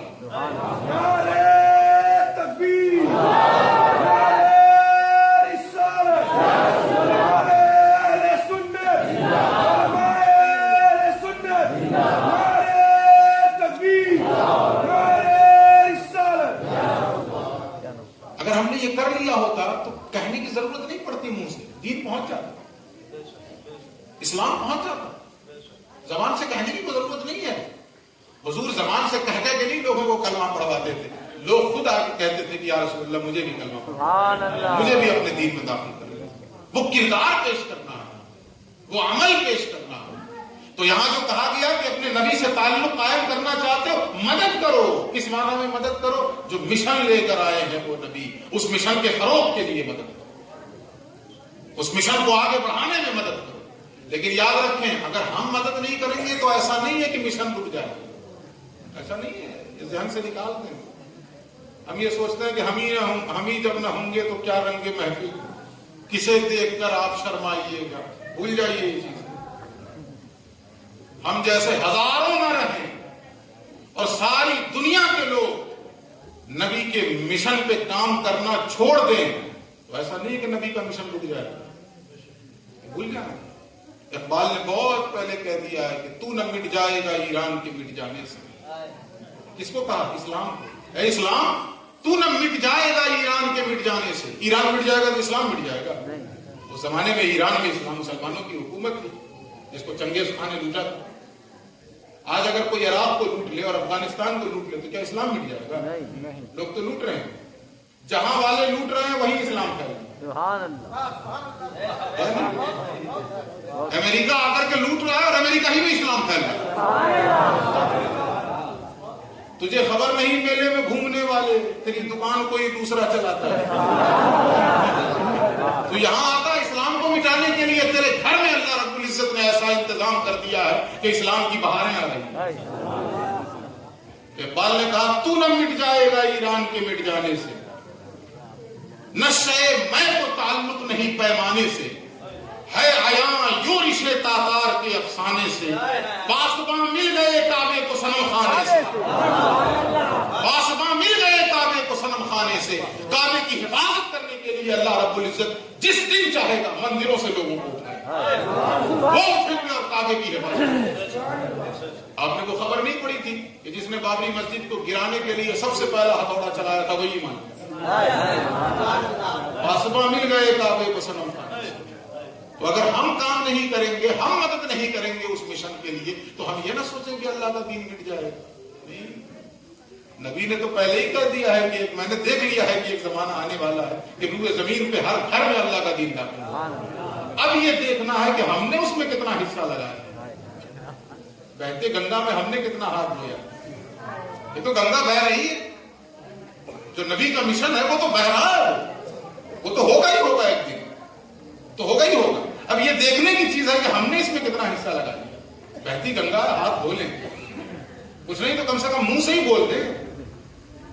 آپ نے کبھی دیکھا ہوگا نا کہ کوئی بھاری بھرکم چیز ادھر سے ادھر اٹھا کے کی جاتی ہے، یا درخت یا کوئی بس پھنس جائے، گاڑی پھنس جائے، اس کو دھکا دیتے ہیں لوگ، تو جو بہت زیادہ طاقت لگاتا ہے نا وہ بولتا کچھ نہیں، وہ تو پوری طاقت لگانے میں رہتا ہے، اور جو صرف ہاتھ رکھے رہتا ہے نا وہ چلاتا ہے، بس تھوڑا سا وہ چلاتا ہے، اس چلانے کا بھی اسے ثواب ملے۔ سبحان اللہ۔ نعرہ تکبیر، اللہ اکبر، نعرہ تکبیر، نعرہ رسالت، یا رسول اللہ، یا رسول اللہ، نعرہ سنت، نعرہ سنت، نعرہ رسول، نعرہ رسول، نعرہ تکبیر۔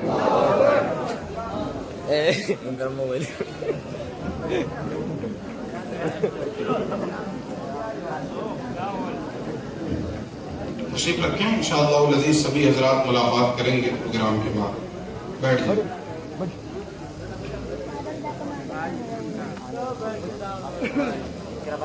بیٹھ جائیں، سکون سے بیٹھ جائیں۔ تھوڑی دیر آپ بہت اطمینان اور سکون کے ماحول میں آپ بیٹھے ہوئے ہیں، اور ہم دعا کریں گے کہ اللہ رب العزت آپ کے اس بیٹھنے کو قبول فرمائے۔ بیٹھ جائیں، تھوڑی دیر آپ بیٹھیں، وقت کم ہے اس لیے جلدی سے آپ اچھا ماحول بنا لیں۔ درود شریف پڑھیں۔ اللهم صل وسلم وبارك على سيدنا ومولانا محمد وعلى آل سيدنا ومولانا محمد بعظمته وحسنه وجماله وبارك وسلم۔ اس لیے ہمیں اس میں حصہ لگانا ہے۔ جو کہا نا مدد کرو، مدد کی مختلف نوعیتیں ہو سکتی ہیں۔ آپ اس میں کچھ نہیں کر سکتے تو بولے ہی صحیح، کچھ نہیں کر سکتے اگر کوئی دین کا کام کر رہا ہے پیچھے سے آگے بول دیں، خالی زبان سے بول دیں، مولانا آپ بے فکر ہو کے کام کیجیے، ہم ساتھ ہیں۔ اگرچہ آپ 5 روپے نہ دیں، لیکن اس بولنے کا بھی ثواب ملے گا کہ آپ کے بولنے کی وجہ سے اسے حوصلہ ملا۔ کل قیامت کے دن وہ کہہ سکے گا کہ مالک میری تو ہمت ٹوٹ رہی تھی، اس نے آ کے سہارا دیا۔ وہ کسی کا شعر ہے نا کہ کسی کے ہاتھ نے مجھ کو سہارا دے دیا، ورنہ کہاں میں اور کہاں یہ کیا ہے راستے پیچیدہ پیچیدہ، کہاں میں اور کہاں یہ راستے پیچیدہ پیچیدہ، کسی کے ہاتھ نے مجھ کو سہارا دے دیا، تو اس کا بھی ہمیں ثواب ملے۔ تو مدد کریں، اس نبی کی مدد کریں۔ مدد کا مطلب یہ ہے کہ اس مشن کے لیے مدد کریں جس مشن کے لیے اللہ رب العزت نے انہیں بھیجا، اور وہ مشن پورا ہوگا انشاءاللہ، وہ مشن پورا ہوگا۔ امام مہدی آئیں گے نا، پورا ہوگا کہ نہیں ہوگا؟ اپنا حصہ کتنا لگتا ہے یہ دیکھنے کے، ہم لوگ لگا دیں اپنے آپ کو۔ جو کہا جاتا ہے نا کہ تن من دھن سب کچھ جھونک دے اسلام، میری زندگی کا مقصد تیرے دین کی سرفرازی، میری زندگی کا مقصد تیرے دین کی سرفرازی، میں اسی لیے مسلمان، میں اسی لیے نمازی، ہماری زندگی کا مقصد بن جائے اللہ کے دین کی سرفرازی، اللہ کے دین کی سربلندی، کہ ہماری زندگی کا مرمہ نظر بن جائے، ہم اسی لیے جیے، اسی لیے مریں، اٹھنا بیٹھنا اس لیے ہو جائے، چلنا پھرنا اس لیے ہو جائے کہ اللہ کا دین غالب بن جائے، اللہ کا دین غالب۔ کچھ نہیں کر سکتے، ہاتھ اٹھا کے دعا نہیں کریں، یا اللہ اپنے دین کو غالب کر دے، یا اللہ اپنے دین کو، اتنا تو کر سکتے ہیں، یہ بھی مدد ہے۔ اس لیے کوئی مایوس نہ ہو کہ میرے پاس پیسے نہیں، میں پیسے نہیں دے سکتا، میں کیا کروں، منہ سے بولے۔ وہ ایک لفظ، ایک جملہ کہا جاتا ہے نا، دامے درمے قدمے سخن، دامے درمے قدمے سخن، قرض دے کے ہی ہو مدد کر دو، ایسے نہیں دے سکتے، قرض دے دو، چلیے بھائی آپ کام کر رہے ہیں، بڑا کام کر رہے ہیں، لیجیے میری طرف سے اتنا قرض ہے، جب آپ کو ہوگا آپ لوٹا دیجیے، یہ بھی مدد ہے۔ قرض نہیں، ویسے ہی آپ دے دیں، صدقہ کر دیں اللہ کے راستے میں، یہ بھی مدد ہے۔ قدمیں نہ قرض دے سکتے ہیں، نہ ویسے صدقہ دے سکتے ہیں، تو کہیے ماں صاحب کہاں جانا ہے چندہ مانگنے، چلیے میں بھی ساتھ چلوں، یہ قدمیں میں آ جائے، آپ قدم سے ساتھ دے رہے ہیں۔ فلاں دکان میں چلنا، چلیے 1 سے 2 گھر میں بولوں گا جانے، اس سے بھی مدد ہوگی۔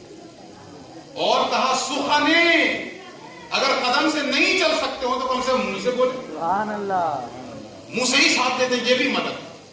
اللہ رب العزت نے فرمایا کہ اگر اپنے نبی سے تعلق قائم کرنا چاہتے ہو، سب سے پہلی چیز یاد دلائیے مجھے، ایمان، دوسری چیز تعظیم، تیسری چیز مدد۔ کس چیز میں مدد؟ مشن میں۔ مشن ہے، کیا ہے مشن؟ اقامت دین، غلبہ دین۔ اور اس کے بعد چوتھی چیز آ رہی ہے، اور یہ ہے کانٹے کی بات، واتبعوا النور الذی انزل معہ، اس نور کی پیروی جو نور قرآن کی صورت میں اس نبی کے ساتھ اتارا گیا۔ اب ان چاروں کو سننے کے بعد یہ بات بھی سمجھ لیں آپ کہ یہ چاروں چیزیں ایسے ہی ایک دوسرے سے جڑی ہوئی ہیں جیسے زنجیر کی کڑیاں جڑی ہوئی ہوتی ہیں، آپ ایک کو نہیں کر سکتے۔ اس وقت امت کی حالت کیا ہو گئی، کوئی اس والے کو لے کے بھاگا، کوئی اس والے کو لے کے بھاگا، کوئی اس والے کو لے کے بھاگا، کوئی ایمان لے کے بھاگ گیا، ایمان لے آنا ہوگی، تعظیم ابا کریں گے، اچھا ایمان اور تعظیم دونوں لے لیا، مدد کون کرے گا؟ جبریل آئیں گے، کون مدد کرے گا؟ اچھا جی ٹھیک ہے، مدد بھی کر رہے ہیں، ایمان بھی لے آئے، تعظیم بھی، اس نور کی پیروی کون کرے گا؟ اللہ رب العزت نے اتنی عظیم نعمت اپنے کلام کی صورت میں ہمیں عطا کر دی ہے، کس لیے؟ جھاڑ پھونک کرنے کے لیے؟ ہم نے اس قرآن کے ساتھ کیا رویہ اختیار کیا؟ ہم قرآن کو کیا سمجھ بیٹھے ہیں؟ منتر سمجھ بیٹھے ہیں۔ وہ جیسے پنڈت جو ہے نا منتر کا جاپ پڑھ کر کے جو ہے پھونک مارتا ہے، ویسے ہم قرآن سے جو ہے یہ کام لے رہے ہیں۔ ٹھیک ہے، اس کا ایک فائدہ یہ بھی ہے کہ بیمار کو پڑھ دیجیے تو ٹھیک ہو جائے، شفایاب ہو جائے، نزا کے عالم میں ہو اس کے سامنے سورہ یاسین کی تلاوت کر دیجیے، روح آسانی سے نکل جائے۔ لیکن اقبال نے بڑے درد کے ساتھ کہا ہے کہ اس وقت امت مسلمہ کی حالت یہ ہے کہ اس قرآن سے بھی اس نے سیکھا کیا تو مرنا سیکھا۔ کوئی نزا کے عالم میں ہو تو جا کے سورہ یاسین پڑھتا ہے کہ مر جائے، یہ قرآن جس کا ہر حرف زندگی دینے والا ہے، اس قرآن سے بھی ہم نے زندگی نہیں سیکھا ہے، مرنا سیکھا. یہ تو ہماری زبوں حالی ہے اور پستی ہے، یہ المیہ ہے اس امت. اللہ رب العزت نے اتنی عظیم نعمت اس قرآن کی صورت میں ہمیں عطا کر دی ہے کہ جس نے قرآن کو اپنے زندگی کے لیے آئیڈیل بنایا اور مشعل راہ بنایا. اللہ کے نبی فرماتے ہیں وَمَنْ دَعَا إِلَيْهِ هُدِيَ إِلَىٰ صِرَاطٍ مُسْتَقِيمٍ. جس نے قرآن کی طرف لوگوں کو دعوت دی، کسی کی ہدایت ہو یا نہ ہو، اس کی ہدایت ہو گئی جو قرآن کی طرف بلاتا ہے. اس لیے اس نور کی پیروی بھی ہو اپنی زندگی میں. یہاں پہ یہ حدیث سن لیجیے. اللہ کے نبی فرماتے ہیں مَا آمَنَ بِالْقُرْآنِ مَنِ اسْتَحَلَّ مَحَارِمَهُ. اس شخص کا قرآن پر کوئی ایمان نہیں ہے جو قرآن کی حرام کی ہوئی چیزوں کو اپنے لیے حلال کرے. آج کیا ہو گیا اس امت کو؟ قرآن رشوت کو حرام کر رہا ہے، سود خوری کو حرام کر رہا ہے، اور مسلمان یہ کہہ رہا ہے کہ موجودہ زمانے میں تو سود کے بغیر کام نہیں چلتا. مطلب تم نے قرآن کی حرام کی ہوئی چیز کو حلال کیا، تو پھر زبان سے کہتے کہ ایمان لایا میں قرآن پر. اللہ کے نبی فرماتے اس کا قرآن پر ایمان ہی نہیں ہے جو قرآن کی حرام کی ہوئی چیز کو حلال کرے. اس لیے اپنی زندگی پہ نظر ثانی کریں، اپنے رویے پہ نظر ثانی کریں اور دیکھیں کہ ہم نے نبی سے باقی 3 تعلق تو قائم کر لیا، ایمان بھی لا چکے ہیں، تعظیم بھی بجا لائے، مدد بھی کرنے میں لگے ہوئے ہیں، لیکن ہماری زندگی میں اس نور کی پیروی ہے کہ نہیں جو نور قرآن کے ساتھ، قرآن کی صورت میں اس نبی کے ساتھ اتارا ہے. اگر ہم نے اس نور کی بھی پیروی کر لی تو اب یہ زنجیر مکمل ہوئی.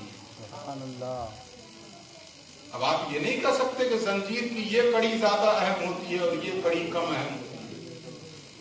آپ ٹرین کا سفر کرتے ہیں، اپنی برتھ کے نیچے اٹیچی رکھتے ہیں اور تالا لگا دیتے ہیں، زنجیر لگا دیتے ہیں. کوئی ایک کڑی بھی نکال دی جائے تو کسی کا ایک شعر ہے کہ 100 بار تیرا دامن ہاتھوں میں میرے آیا خواب میں. 100 بار تیرا دامن ہاتھوں میں میرے آیا، جب آنکھ کھلی دیکھا اپنا ہی گریبان. جب آنکھ کھلی تو دیکھا اپنے ہی پکڑے ہوئے. ہم سمجھ رہے تھے کہ ان کا کام ہے. تو جب آنکھ کھلے گی نا صبح کو تو صرف زنجیر ہی ملے گی، کوئی ایک کڑی بھی اگر نکل گئی. اس لیے ان چاروں کڑیوں کی اپنی جگہ اہمیت ہے. اگر ہم بحیثیت امت اپنے نبی سے تعلق قائم کرنا چاہتے ہیں تو ان چاروں چیزوں پہ عمل پیرا ہو جائے.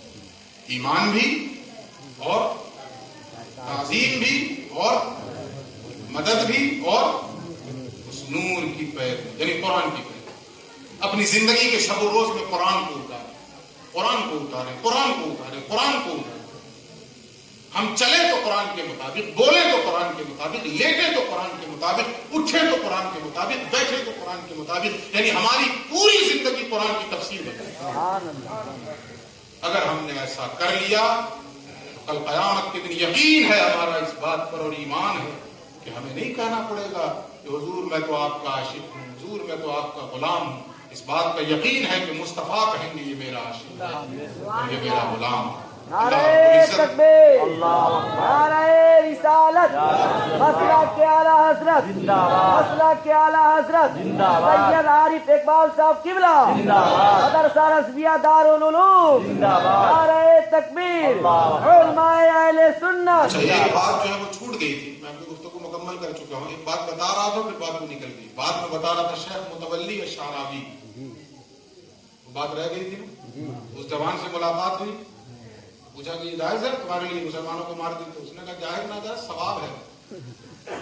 پوچھا کیسے؟ ایسا مشرک ہے، ان کو مارنا ثواب کا کام ہے. اس پر اب دیکھیں کہ حضرت شیخ متولی الشعراوی نے یہ دلیل نہیں دی کہ مشرک کیسے ہے، یہ دلیل نہیں دی. کہاں سے اس کو سمجھایا یہ دلیل؟ سامنے والے کو سمجھانا کمال ہے. صوفیاء کرام میں اور ہم جیسے لوگوں میں فرق یہی ہے کہ ہم سامنے والے کو ہرانے کی فکر کرتے ہیں اور بزرگان دین سامنے والے کو جیتنے کی فکر کرتے ہیں. سبحان اللہ. تو اس کو جیت کیسے؟ ایک غریب نواز ہندوستان میں آیا تو 90 لاکھ لوگوں کا دل جیت گئے. سبحان اللہ. ایک غریب نواز آیا تھا، ایک معین الدین آیا، 90 لاکھ لوگوں کا دل جیت گئے. اور ہم کیا کر رہے ہیں؟ ہم نے اس کو بھی ہرا دیا، ہم نے اس کو بھی ہرا دیا، ہم نے اس کو بھی اب وہ ہرائے ہی जीता किसको हमने? जो दिलों को फतह कर ले वही फातह है ज़माना। हज़रत शेख मोहम्मद मुतवल्ली शाराबी ने उसके सामने दलील नहीं दी कि कैसे मुशरिक हैं। हुजूर ये फरमाते हैं, कुरान ये कहता है, तो मुशरिक कह रहे नहीं, बल्कि उस नौजवान की दुखती रग पे हाथ रखा। आपने कहा अच्छा ये बताओ, ठीक है तुम्हारे अकीदे के मुताबिक और तुम्हारी सोच के मुताबिक वो मुशरिक है और तुमने उसे मार दिया, तो इसी हालत में वो मर गया, शिर्क की हालत में मर गया, तो जाएगा कहां, जन्नत में या जहन्नम में? तो उस जवान ने कहा जहन्नम में जाएगा। तो शेख शाराबी ने उससे पूछा अच्छा ये बताओ शैतान उसको कहां ले जाना चाहता है, जन्नत में या जहन्नम में? तो कहा कि शैतान भी जहन्नम में ले जाना चाहता है। तो आपने उससे कहा कि ये बताओ तुम शैतान के मददगार बने या रहमान के मददगार बने? तुम मददगार किसके बने? अगर वो तुम्हारे अकीदे के मुताबिक मुशरिक था और शैतान उसे जहन्नम में ले जाना चाहता था और तुमने भी मार के उसे जहन्नम में पहुंचा दिया, तो तुमने शैतान की मदद की या रहमान की मदद? वो रहमान है, उसकी रहमत ये चाहती है कि उसका एक एक बंदा उसका मानने वाला हो जाए और उसकी जन्नत का मुस्तहिक हो जाए। उसने इतनी बड़ी जन्नत किस लिए बनाई? खाली रखने के लिए? इतनी बड़ी जन्नत उसने बनाई, मामूली जन्नत है। इतना बड़ा पिंडाल हम सोचते हैं कि बहुत बड़ा बना दिया। जन्नत के 8 दरवाजे हैं ना, 8 दरवाजे। एक दरवाजे की चौड़ाई सुनिए अल्लाह के नबी क्या बताते हैं। एक दरवाजे की चौड़ाई यहां से यहां तक, यूं दरवाजा होता है ना, तो एक दरवाजे की चौड़ाई के बारे में नबी फरमाते हैं एक किनारे से दूसरे किनारे तक अगर कोई पहुंचना चाहे तो तेज रफ्तार सवारी से 70 साल चलेगा, तब एक कोने से दूसरे कोने पर पहुंचेगा। ये एक दरवाजे की हालत है। इस तरह के 8 दरवाजे, जिसका दरवाजा इतना बड़ा होगा वो जन्नत कितनी बड़ी होगी। अल्लाह ने किस लिए बनाई? खाली रह जाए। हम लोगों का बस चले तो जन्नत को खाली कर दे, जहन्नम ही भर दे।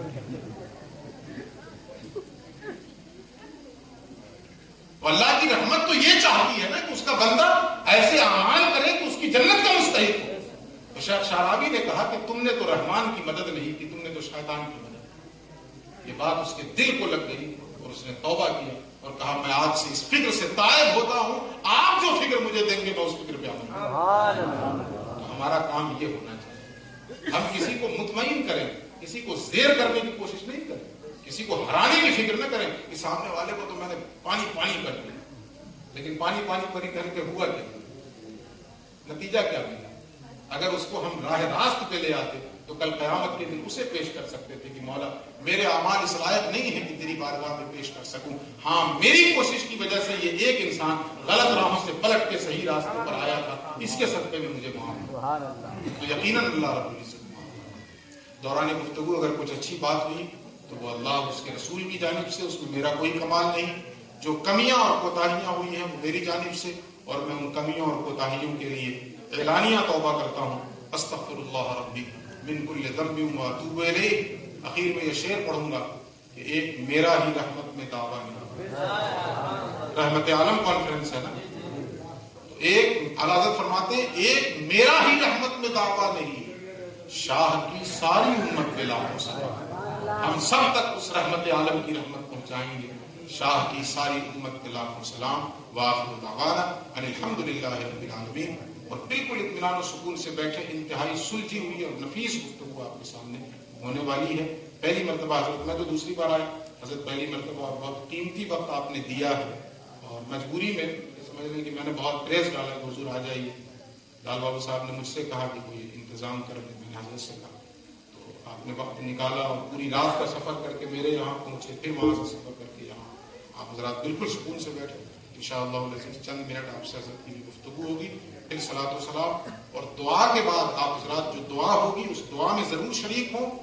दुआ ही तो असल लेने का वक्त होता है कि जो हमने मेहनत की है, रातों को हम जगे हैं, तो अब अल्लाह से लेने का वक्त है ना, वो दुआ का वक्त है कि हम इस जगने का अल्लाह से बदला मांगे कि या अल्लाह तेरे हुजूर मैं अपनी नींद को कुर्बान करके बैठा और तेरा दीन सीखने के लिए बैठा, उसकी जजा तो मुझे अता कर दे। वो जजा का वक्त दुआ का वक्त होगा, उस वक्त को हम हाथ से जाने नहीं दें। अस्सलामु अलैकुम व रहमतुल्लाहि व बरकातुहू।